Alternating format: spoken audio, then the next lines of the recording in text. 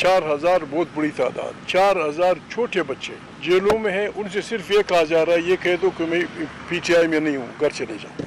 वो नहीं कह रहे। आप 6 महीने बाद इस मुल्क को पहचान भी नहीं सकेंगे। ऐसी बड़ी बगावत होगी हर गली हर कूचे में। बात यह है, सियासी लोग को ये छोड़ते नहीं है। सियासी लोग वो हैं जिनको पाकिस्तान की अवाम की हिमायत हासिल होगी। इनकी गलतियों की वजह से इमरान खान जब लो कॉन्फिडेंस हुआ था, उसका गला बहुत नीचे आया था। इनकी गलतियों की वजह से इमरान अब आसमानों में है, वो आसमानों से नहीं आएगा। जब भी इलेक्शन होंगे इमरान स्वीप करें। क्यों वो वक्त लाते हो? बात करो, तरीके से करो। ये वाहिद मुल्क है जिसमें हर वर्दी से लोगों को नफरत है। वर्दी पोश आदमी दिखाई देता है, लोग दीवारें पलंगते हैं कि भागो आ गया, फिर मेरी जेब में देखेगा। लीवीज का हो, फलाना का हो, कस्टम का हो, फलाना को।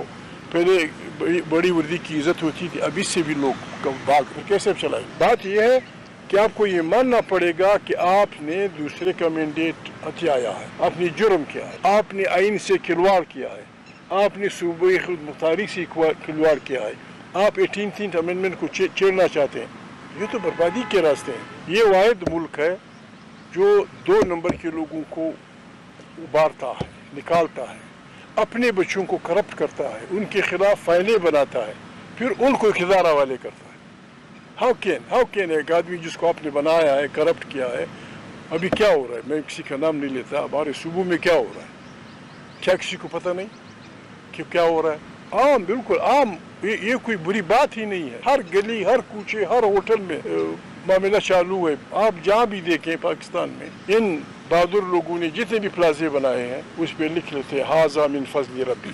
अपनी चोरी का वो भी अल्लाह पे, ये अल्लाह की मेहरबानी। सीधा लिख लो यार, मेरे डाके की मेहरबानी है, मेरे धोखे की मेहरबानी है। मैंने हाजा मिन फजल रब्बी या नमाज का वो करके बिस्मिल्लाहिर्रहमानिर्रहीम अपने बच्चों के जज्बा हुर्रियत को कूटता है। दुनिया से नहीं करती। दुनिया उन बच्चों की इज्जत करती है जो जज्बा हुर्रियत रखते हैं। यहाँ जज्बा हुर्रियत कूटो और मंडी में बकरे की तरह बेचने वालों को हवाले कर दो।